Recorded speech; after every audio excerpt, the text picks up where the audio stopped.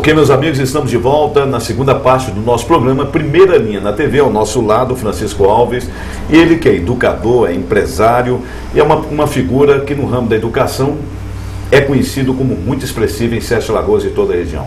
Mas nós estávamos abordando a nossa primeira parte, senhor Francisco, carinhosamente eu o chamo de Chico, sobre a questão do Enem.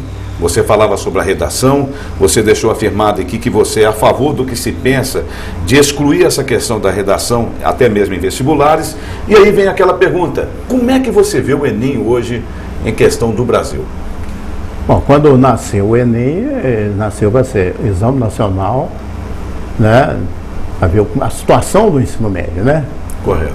Ele tinha um objetivo. Objetivo. Né? Claro. Hoje não é isso mais. Porque nós formamos 2 milhões e poucos alunos no ensino médio, 8, 9 milhões fazem o Enem, então não é mais a avaliação do ensino médio.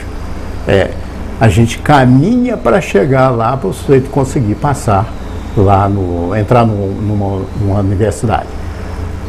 Acontece que o Enem está lá numa ponta. Eles pedem que melhorem a educação. O que fazemos nas escolas? Trabalhar para que o aluno passe no Enem. Quer dizer, a coisa veio de fora. O processo é inverso. Está inverso. Entendi. O processo é inverso. Então você vem lá de fora. Ele deveria avaliar o que as escolas para poder trazer onde melhorar. Ele faz o contrário, o que a escola está ensinando para avaliar. O currículo não é feito mais pela escola, o currículo é feito em razão do Enem. Que muitas vezes pode ser bom ou não. Ele não poderia ser uma porta de entrada em universidades. Porque facilitou. Você vai, facilidade é uma coisa, aprendizagem é outra totalmente diferente. Então eu acho que para esse ponto o Enem não tem, ele não ajuda. Ele não melhora a educação. Atrapalha a educação. Algumas atitudes do governo, tais como essa questão do Enem, né, nesse equívoco que você está dizendo que aconteceu, nós vemos hoje aí, por exemplo, o FIES, né, que é esse financiamento. Eu hoje, Chico, e gostaria da sua opinião, não querendo aqui citar, e se você quiser citar, fique à vontade, nós vemos aqui algumas instituições de ensino em Sete Lagoas, especificamente falando, que estão em dificuldade muito grande nessa questão do FIES. Algumas dependem 90% do FIES. E diante das atuais colocações do governo, eles poderão vir a perder, ou seja, poderão até vir a fechar a instituição. É isso mesmo que está acontecendo? Como é que você vê isso? Olha, até bem pouco tempo o FIES você fazia o financiamento para o aluno, mas somente o valor do imposto do INSS, você ia pagar, os impostos seriam pagos. Então você deixava de pagar os impostos e financiava. Seria o imposto de renda, no caso, né? Então, pessoa física ou jurídica? Mas no caso as escolas seria mais o INSS. Correto. Então, se você pagasse R$10 mil de INSS por mês, entrava 10 mil no FIES. Ao invés do governo me pagar, ele você não paga, porque já foi feito. Depois veio o ProUni, que é uma outra coisa diferente, que é também em relação a impostos, que deixa de pagar, dá umas isenções, você dá a bolsa, que é interessante. Mas os governos, não sei se o que acontece, quer fazer a facilidade, quer dar aquilo que não pode. Então você acha que houve um extrapolar do que não pode. Do que foi feito. A mais do que poderia fazer. A mais do que não deveria chegar a tanto. Eu vou te contar um caso quando eu saí lá da Senec. 1,2 milhão não é muito hoje, né? Nós fizemos um FIES próprio, né? O aluno não poderia paga 50% agora e 50% depois que você formasse. A gente fazia. Já existia naquela época o FIES? Não, nós fizemos o FIES próprio. Vocês fizeram o FIES? Isso antes Não, já existia o FIES. Já existia o FIES. Então, baseado nisso, vocês fizeram isso na instituição? Aí, por exemplo, 50 alunos dentro de sala pagando a metade é melhor do que 10 pagando tudo. Com certeza. Então você jogou para receber lá no final. Na época eu deixei 1,2 milhão e tantos mil para receber. Agora, como que nós fizemos? Existiu uma inadimplência? Como é que seria isso? O aluno, ele cumpre com o seu compromisso? A perda disso não, porque você perde fiador. Entendi. Porque não é a escola que está fazendo, um terceiro que está fazendo. No caso, tinha uma cooperativa Pitágora, até quebrou também. Entendi. Era a cooperativa Pitágora que fazia ela se encarregava de receber, ela se encarregava de de fazer toda a ficha cadastral, exigia o fiador, não com era o seu fiador. Mas ela não me pagava nada, não. Entendi. É só depois. Ela que fosse receber, ela ia pagar. Tinha uma despesa de cobrança maior. Claro. Mas para a instituição é muito bom. Isso no Sul funcionava muito bem. Não sei se ainda está funcionando. Quer dizer, o FIES poderia funcionar muito bem se não fosse, vamos dizer assim, o assistencialismo exagerado. Seria isso? E eu acredito que sim, que a própria instituição pode fazer isso. Porque se não fizer, vai fechar. Quer dizer que poderia ser, por exemplo, um caminho, Chico, do que você está dizendo, para essas instituições que se encontram em dificuldades atualmente com o que foi feito com o FIES, que tem alunos que não vão simplesmente não ter condições de continuar, porque não vão ter condições de pagar, correto? Então, se essas escolas tivessem essa atitude, você acredita? O aluno ficaria lá. Resolveria a questão? Perfeitamente. Se alguém me der uma faculdade agora para ser presencial, eu faria isso. Mas eu trabalho com a distância. Outra coisa importante é negociar com o aluno. Eu não perdia quase nada lá, não. Eu tinha dinheiro, nós emprestávamos dinheiro para a Senec do Brasil inteiro. É muito dinheiro. A instituição sua? Aqui, emprestava o Brasil inteiro, porque tinha dinheiro, porque a gente negociava e o aluno pagava. Não sei se você conheceu o Magalhães Espinho, você chegou a conhecer? Era jovem, mas eu conheci. Careca. Ele era Banco Nacional. Banco Nacional. Ele começou como varrendo o banco. Aí depois foi conhecendo o banco. Para quem ele emprestava dinheiro quando ele foi dono de banco? Para aqueles que estavam com a ficha toda arrebentada. Todos pagavam ele. Porque você está com a ficha arrebentada, mas quer pagar. Ele quer ficar bem se você der a chance para ele, se você der o jeito para ele, ele paga. Esse jeitinho seu seria o jeitinho que você aprendeu enquanto contador do seu passado? Quer dizer, é a escola da matemática que você teve na vida? A matemática ajuda muito. A matemática, olha, eu vou dar um exemplo. Se alguém conseguir aumentar a nota de matemática média do Brasil em 3 pontos, aumenta fabulosamente a média do próprio cidadão lá fora para resolver os seus problemas. Que a matemática é a ciência universal, ela está em toda parte, né? Então você tem que trabalhar com matemática. Se a matemática estivesse na cabeça de todo mundo, o consumismo não existiria. Ou seja, entendi, com toda certeza. Você ia calcular, eu vou calcular, pode, não pode, então acabou. E foi assim, Chico, que você calculou, estando na sua faculdade, na sua escola Guimarães Rosa, que você calculou o momento atual que começou a oferecer as faculdades virtuais, e aí você trouxe o Anhembi? Como é que foi essa história da faculdade inicialmente virtual? Que a gente era vinculado ao Pitágoras, o Pitágoras iniciou dando a gente pós-graduação, de fazer um polo de pós-graduações aqui em Santa Cruz. Sim. Então eu tenho engenharia de segurança do trabalho, uma série de cursos. Aí depois o Pitágoras, ao comprar a Unopar, essa área virtual ficou toda com a Unopar. Sim. E a escola satélite que fazia a telepresencial, que a outra é totalmente online, né? Claro. Telepresencial, que tem hoje, ela vinculou a PUC. Então eu ofereço curso de engenharia de segurança do trabalho, ministrada pela PUC aqui em São Paulo. Tem um bom número de alunos. Essa segurança do trabalho, engenharia de segurança do trabalho. Que aliás é uma necessidade de toda e qualquer empresa hoje. É como se o engenheiro tivesse uma nova profissão. Sim. Aliasse a profissão dele uma nova profissão. E esse curso é quanto tempo? Esse é de 24 meses, é um curso pesado, 600 e tantas horas. Esse é virtual? Esse é semipresencial. Semipresencial. Você vai uma lá vez uma por vez semana, ele tem que estar na sala de aula. Ele tem que estar na sala de aula. E os deveres são resolvidos via internet. E tem que estudar. Via internet. E você já formou alguma primeira turma já? Já muitas. Meu Deus, quando agora funciona. Eu fiz um polo especial lá na rua Cláudia 168B. Que foi onde nós tivemos a reunião dos pais, que vamos abordar daqui a pouco. Mas só para saber quanto tempo que tem que você criou essa instituição virtual, que você tem esse polo virtual. Esse aí está com 1 ano e pouquinho, da Anhembi Morumbi. Eu tenho as duas, né? Da Anhembi Morumbi? E da PUC. E da PUC. Esse da PUC é o mais antigo. Que esse é indireto, porque a escola satélite que faz o convênio com a PUC. E esse tem quanto tempo que você tem ele? Esse já tem bem mais tempo, porque talvez uns 5 anos, que funcionava no... Então você já formou umas 2 turmas? Já, muito engenheiro de segurança do trabalho aí que nós formamos lá. Que interessante, que interessante. Agora nós, aí... Para ser engenheiro de segurança do trabalho, qual que é a formação mínima que ele tem que ter para se ingressar? Ele tem que ser engenheiro, né? Ser engenheiro ou arquiteto e urbanista. Ele tem que ser formado numa faculdade como arquiteto, engenheiro ou urbanista? Urbanista. Aí ele pode... o público-alvo é esse. Então ele faz O arquiteto, Chico, hoje o que acrescenta para ele sendo um engenheiro também de segurança do trabalho? Ele criou uma nova profissão para ele. Ele pode prestar um outro tipo de serviço. Ou seja, ele faz arquitetura, mas já trabalha a questão da segurança. Isso.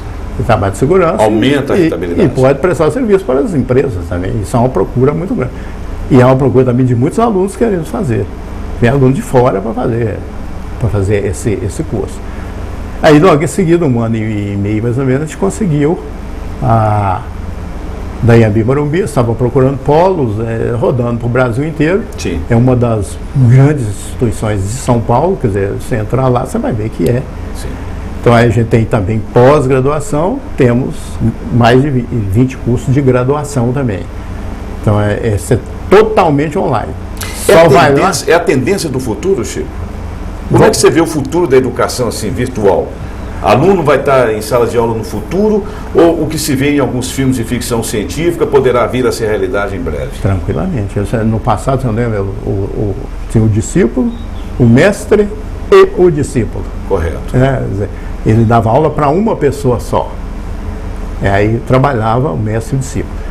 O que está voltando agora? Aquilo que acontecia no passado, o mestre dando aula para muitos discípulos, só que o discípulo está achando que é só para ele. Que é só para ele, exato. Entendeu? A aula é para ele. Né?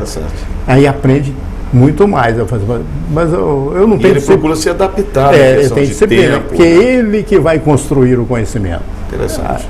Porque eles vão passar as coisas e pede muita coisa para fazer. Um trabalho fabuloso. Essa ausência física da pessoa não poderia criar uma certa barreira psicológica? Não, mas depois ele comunica. Eu tenho um tutor lá na universidade que ele pode fazer comunicações com ele.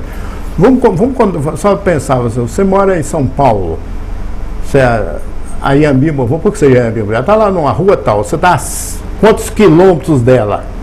Quanto tempo você vai lá estudar e voltar? Você estudar à noite? Você tem perda de tempo é grande. A perda de tempo. Com certeza. E não tem amigo, você não vive. Agora em casa você faz o seu horário. Você vai estudar o seu horário e o local onde você estiver. E esse é o futuro. Esse é o futuro. Que já chegou e está se adaptando. Vai estar se adaptando. Já está crescendo. Ainda leva, Chico?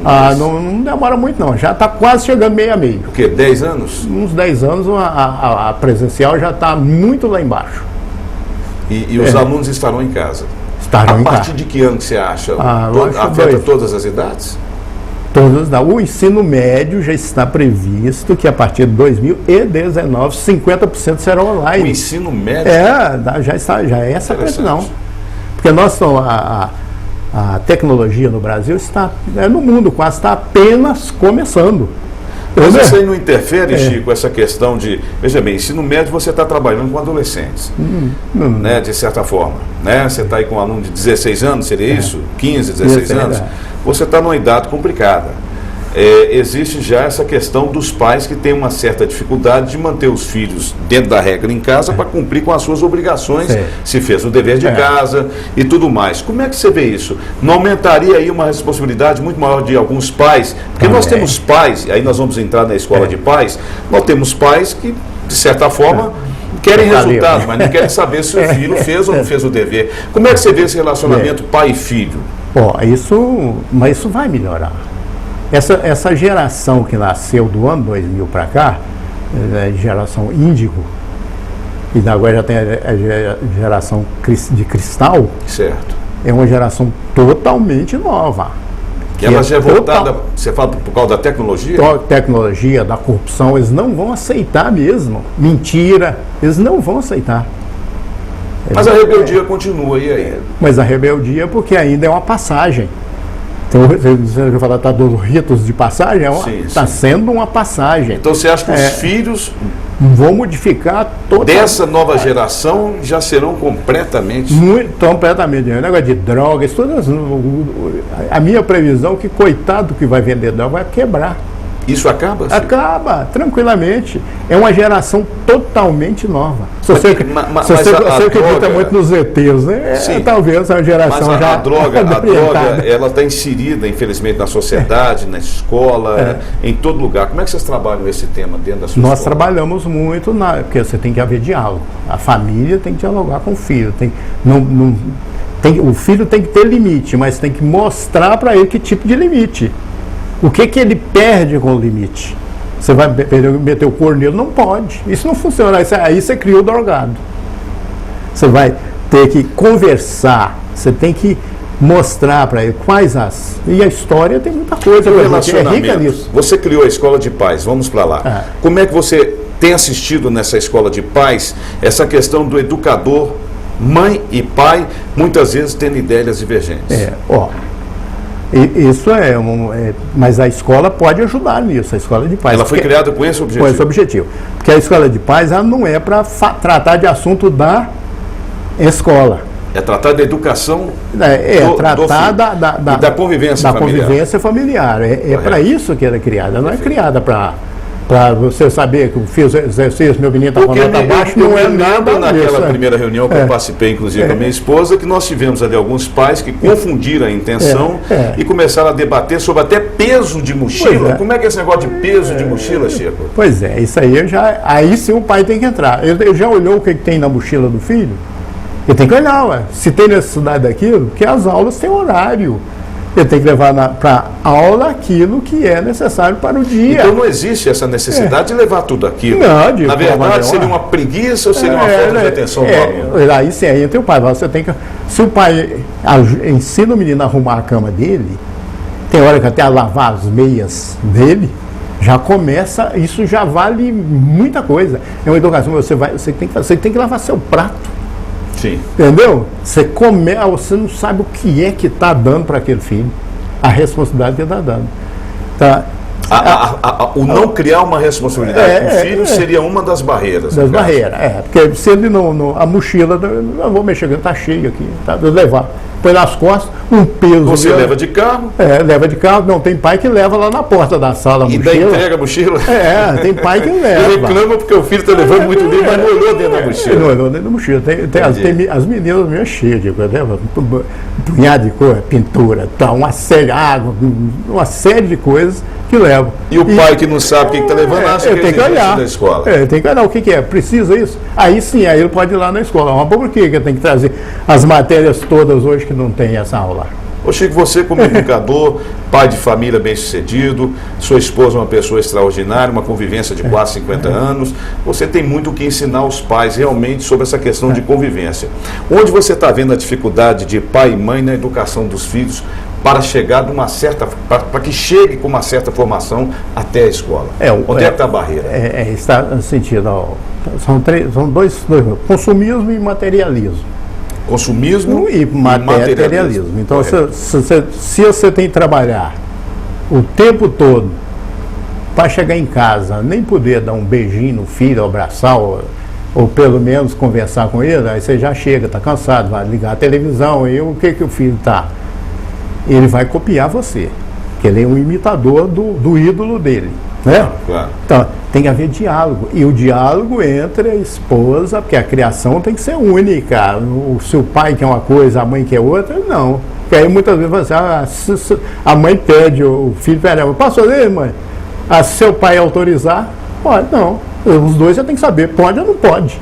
Sim. Claro. Tem muita coisa que pode e muita coisa que não pode. Aí você tem que mostrar. Eu acredito até que vejo, Chico, me desculpa um adendo aí, muitas vezes, isso acontece até na minha família, o mandar perguntar se pode é porque talvez ela deixaria ele, mas sabe que eu não deixo. Se eu não deixo, não precisa me perguntar. E te colocando você contra numa situação você é ruim e o outro é bom. E eu o bom. Ou seja, se nós decidimos que não pode, não tem que me perguntar, ou vice-versa. Não é isso? Não tem. Você não pode por isso, tem que dar a resposta. Porque hoje eles não, simplesmente não pode, eles não aceitam, não. Essa Eles geração, têm que saber o porquê não o porquê. Pode. Aí você tem que ter um argumento bom para explicar o porquê não pode. Aí você tem que contar uma história. Mas a história do próprio, a própria história do mundo é a própria história, a sua própria história serve, porque isso não mudou. Mas tem muita coisa que não mudou. Não mudou, mas a sua educação da época em que você, o pai da sua esposa era bravo e você mesmo noivo, como você mesmo disse, não podia nem pegar na mão dela, isso veio acontecer depois que se casou. E hoje, onde eu, por exemplo, eu me lembro que 10 horas era o horário que eu tinha que chegar em casa, que eu ia assistir no filme Rivela, filme. Hoje 10 horas é o horário que muitos querem sair de casa. Você acha que isso é correto? Essa mudança nós temos que vê-la de que maneira? O pai quer saber isso. Pois é, mas ele não quer saber. Se ele quiser saber, ele ia junto. Mas você acha que a maneira certa mas hoje o jovem não aceita que o pai vai junto. Não aceita, muitas vezes, nem que deixe na porta da escola, porque tem vergonha. Ele beija o pai em casa, mas não dá um beijinho na porta da escola. O que está acontecendo? Tem que acontecer, porque não tem essa confiança. Tem que ter uma relação de confiança entre a autoridade e o comandado, para que a coisa funcione bem. Tem que ter diálogo mesmo, mostrar como é a vida. O horário, Chico, eu digo assim, o horário do sair de casa, existem muitos pais que nesse momento estão nos assistindo, e eles se perguntam, poxa, mas meus filhos querem sair 10 horas da noite e quer chegar tarde. Como é que você vê isso? Mas tem que ser explicado. Hoje eles saem mesmo, entendeu? Eles vão sair. Mas você tem que explicar. A própria longevidade vai ser maculada porque não dorme. Dormir no horário errado. O jovem tem que dormir 9 horas, pô. Ou seja, se quiser acordar 6 horas da manhã, tem que dormir. No horário que dê pelo menos 9 horas. Tem que dormir 9 horas da noite. Aí tem que mostrar para ele. Quem sabe ele vai entender. E que uns 5 começando a entender, os outros também vão começar a entender. Por quê? E quando a educação começou errada, o que fazer? Escola de pais. É difícil depois que a formação até os 8 anos de idade. Até os 3 você consegue. Até os 3 anos você põe tudo certinho na cabeça do menino. Mas o que ele aprendeu ali, o que ele vai aprendendo até os 8 anos, dificilmente você vai tirar. Quer dizer, que quem tiver filho 1 ano de idade até os 3, é o momento de passar toda a informação. Toda a informação, ali que está toda a informação. Do tamanho deles. Não é a informação que o ET está descendo, não, isso não. Com certeza. É a informação do tamanho deles. Por isso que quando o menino entra na escola com 1 ano de idade, dificilmente no futuro ele vai dar problema. Nem de droga, nem de... Dificilmente. Há exceções, mas... Por quê? Porque ele começou a conviver dele. Lá dentro tem algumas normas que ele vai começar a aprender. Eu tenho uma neta de 1 ano de idade. Ela está lá. Ela ouviu o negócio falando, ela não fala ainda. Olha aqui. Isso é extraordinário, tinha que filmar. Ela não fala. Mas conversaram, tal, deram o exemplo do tirar o lixo do chão e jogar na cesta. Na cesta. Ela andando no pátio com a avó. Ela viu? Um papelzinho, ela apanhou e entregou a avó. Olha, isso é... Ela tá com qual a idade dela? Um ano, nem 1 ano e 1 mês. Agora ela está na escola. Ela está na escola desde 6 meses de idade. Entendeu? Na escola? Instituto Guimarães? Não, na nossa está porque nós pegamos de 1 ano de idade. A partir de 1 ano? Lá teve em outra escola, 6 meses, que era o berçário. Vocês, então, a partir de 1 ano de idade, quem quiser levar o seu filho a estudar no Instituto Guimarães Rosas, pode ser integral, ele fica de 1 ano, vai até a faculdade. Se ele quiser. E geralmente, quando chega no tempo que você falou, negócio de mudança, chega lá para o 7º, 8º ano, todo mundo quer mudar. Eu perco aluno e recebo muito aluno. Fora. É um ciclo. Mas é porque agora tem que mudar. Então. Quer dizer, as meninas têm que ser informadas, os filhos têm que ser informados, para que eles possam crescer. É tudo claro. Porque no nosso tempo, quando você fala na área sexual mesmo, é tabu mesmo. E para nós continua tabu. Mas e hoje? O que a escola hoje passa de informação nessa questão do sexo? Cada vez mais vem mais cedo na cabeça dos adolescentes. E isso a gente tenta fazer bastante. A psicóloga trabalha, a professora trabalha, e esse ano nós vamos trabalhar muito mais no sentido de que isso chegue na cabeça deles. Ali foi mostrando que nós temos 2 minutos aí. Então, nós 2 minutos nós vamos terminar. Então, eu gostaria, não falta, e nós vamos ainda, vamos ter uma outra oportunidade de conversar, mas eu gostaria que já nesse finalzinho, Chico, em primeiro lugar, agradecer a sua presença, e que você fizesse aí para os nossos telespectadores que estão te ouvindo, principalmente para os pais que estão aí prontos para educar o seu filho, a sua mensagem, o que é a sua escola, onde está a sua escola, e a sua mensagem final, já deixando aqui os nossos agradecimentos. Olha, o pai, como nós dissemos no decorrer do programa, que ele tem que dialogar com o filho, o pai tem que estudar para trabalhar. Por isso nós temos uma escola de pais. É uma coisa que a gente convida os pais dos nossos alunos para ter uma reunião, conversar sobre a criação do filho, para a convivência dos próprios pais. Porque quando há a separação dos pais, aí que o problema fica grave, mas muito mesmo. Então é conversar, é verificar, mostrar ao filho aquilo de bom que o pai tem. Não é, por exemplo, telefone fala que eu não estou aí, aí essa não, aí está ensinando mentira, né?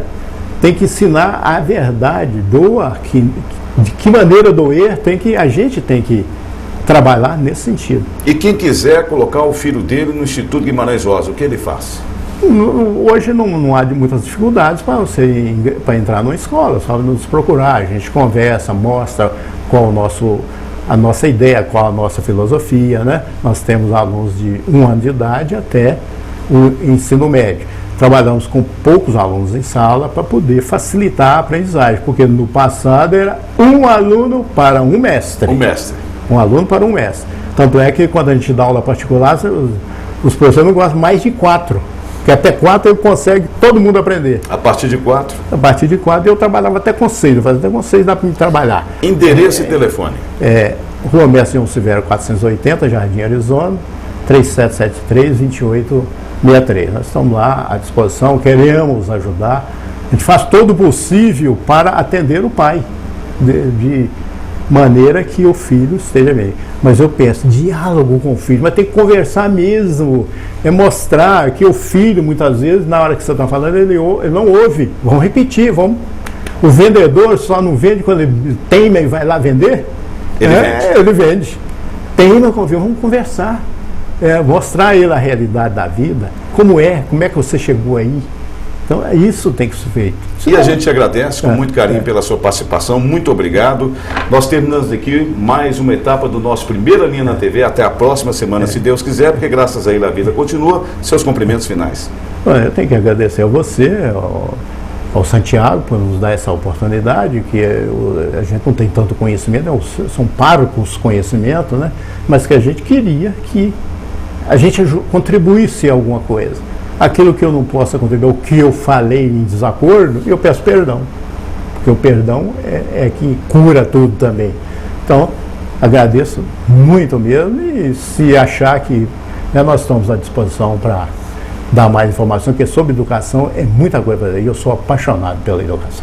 Tá aí, nosso amigo Chico Educador. Um abraço.